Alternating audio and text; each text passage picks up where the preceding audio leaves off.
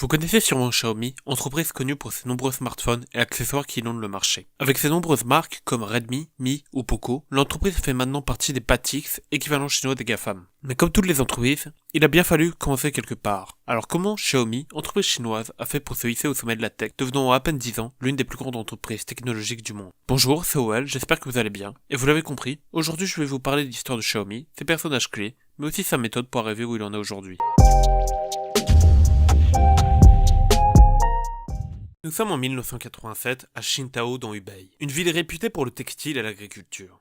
Ville qui a vu naître le créateur de Xiaomi. Cette année-là, Lei Jun, futur entrepreneur, va quitter sa terre natale après avoir été diplômé du Mianyang Middle School pour partir étudier l'ingénierie informatique à la capitale d'Hubei. Ville que vous connaissez sûrement car la ville où il va partir n'est nulle autre que Wuhan. Pendant ses études à l'université de Wuhan, il sera fasciné par la Silicon Valley en étant convaincu que l'avenir sera technologique. Il sera diplômé en 1991 puis entrera à Kingsoft, une entreprise de bureautique similaire à Microsoft Office. Et après 6 ans de travail acharné, il passera de poste d'ingénieur à PDG. En parallèle, il crée le site d'e-commerce spécialisé dans la vente de livres Joyo. L'entreprise fonctionne tellement bien qu'elle se fera racheter pour 75 millions de dollars par Amazon. En tant que PDG, il fera tout pour que l'entreprise rentre aux bourses, et c'est un objectif qu'il accomplira en 2007. Mais ce travail lui coûtera tellement d'énergie qu'il démissionne sitôt de son poste de PDG. De 2008 à 2010, il devient donc Business Angel et accompagne plus de 20 entreprises à se développer. Il contribue à l'essor de Easy Web, une entreprise qui développe un navigateur web, et de EE, un réseau social pour les gamers. Si sa carrière s'était arrêtée là, il aurait déjà été reconnu pour ses talents d'entrepreneur. Mais il a décidé de continuer en créant Xiaomi. Pour Lei Jun, c'est un retour aux affaires pour accomplir son nouveau dessein. Il choisit le nom Xiaomi en hommage à sa ville natale agricole. En effet, Xiaomi veut dire millet, et le mi du logo peut aussi vouloir dire mission impossible, en référence à leur position d'outsider face à Samsung ou Apple. Lei Jun lance donc ce qui n'est qu'une petite entreprise financée par des fonds publics de Singapour, qui commence avec 7 pointures de Kingsoft, Motorola et Google. La première création de l'entreprise sera MIUI, son système d'exploitation sur Android, ce qui va lui permettre de créer une communauté. Et l'année suivante, en 2011, sort le Xiaomi Mi 1, premier smartphone de la marque. De plus, la marque a pour stratégie de vendre ses téléphones directement sur internet, sans les vendeurs intermédiaires pour avoir un rapport qualité-prix imbattable. Et au lieu d'avoir un budget marketing colossal, il mise sur le bouche à oreille. La marque laisse aussi une grande place à sa communauté, les Mi Fans comme ils sont appelés. Des nouveautés sont suggérées et les Mi Fans sont interrogés pour un vote chaque semaine. La petite entreprise chinoise va rapidement s'étendre hors de son marché intérieur qu'est la Chine, en s'exportant à Hong Kong, Taïwan, puis Singapour. Internationalisation que Xiaomi prépare, en faisant en sorte que l'image de marque Xiaomi passe de Xiaomi à Mi, pour que ce soit plus facile à prononcer pour les étrangers. Il obtiendra finalement un large écho à l'international en octobre 2013, quand Hugo Barrara, ancien dirigeant de Google, deviendra vice-président de Xiaomi Global. Ce nouveau partenaire lui permettra d'obtenir une légitimité à l'international. C'est avec Barrara que l'entreprise a pu se développer à Singapour, en Malaisie, aux Philippines, en Inde et en Indonésie. Et prévoyait de se développer au Brésil, au Vietnam, en Russie, en Turquie, en Thaïlande et au Mexique. En parallèle, la gamme de produits s'étoffe avec le Mi 2, les Redmi, Mi TV, Mi Band, ses bracelets connectés,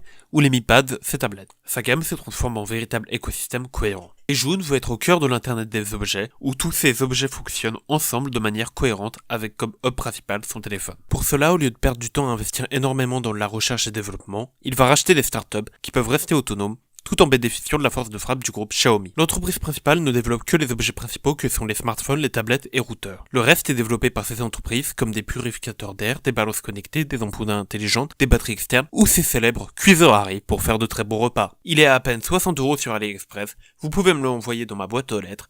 Mon adresse est le 31 rue du colonel Pichard dans la ville de Le Tampon à La Réunion. Excusez-moi, je sais pas ce qui m'a pris. Et en dehors de son activité technologique, il se lancera dans le forfait téléphonique en devenant en 2015 un MVNO ou en vendant des services bancaires. Cependant, entre 2015 et 2016, l'entreprise a rencontré de graves problèmes qui l'a obligé à arrêter son internationalisation. En effet, Xiaomi est passé de 71 millions de ventes en 2015 à 41 millions l'année suivante à cause d'une crise au sein de sa chaîne d'approvisionnement et un problème d'organisation, ce qui a entraîné une restructuration importante de son R&D et se forçait à quitter plusieurs marchés émergents, dont le Brésil et l'Indonésie. Mais les plus gros problèmes venaient de sa stratégie de base elle-même, qui était de vendre exclusivement sur Internet. Ce qui l'a empêché d'obtenir un public d'une Chine plus rurale et moins technophile. Heureusement pour l'entreprise, elle va rebondir en transformant cette mauvaise chose en bonne chose, en se basant sur un double modèle physique et en ligne. Et ses revenus qui venaient principalement des smartphones et TV va se diversifier. Ils viennent maintenant plus des applications, jeux ou services de VOD, un modèle économique plus adapté à son expansion dans le globe. De plus, elle peut se reposer sur son troisième pilier économique que sont les mi-stores, où ils vendent plusieurs produits connectés, ou du quotidien, comme leur fameux cuiseur de riz.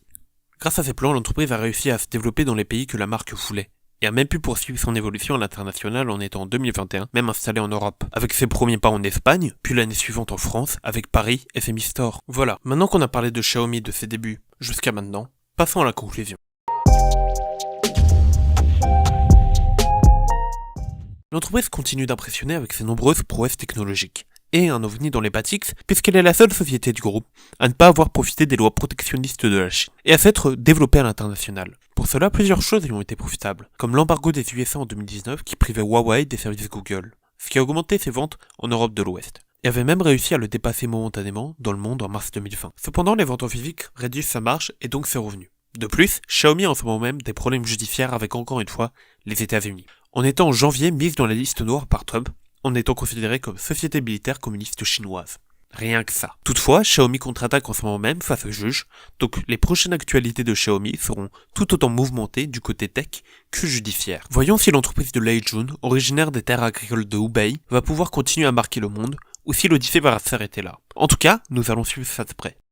一碗小米粥，至今依然滚烫沸腾。小米从哪里来，又将往哪里去呢？我想了很久，这次跟大家好好聊一聊。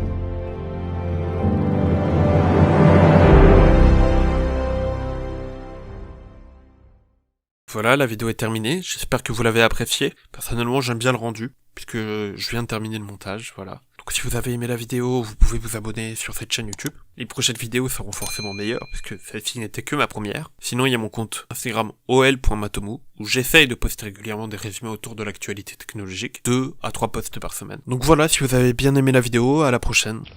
Au revoir.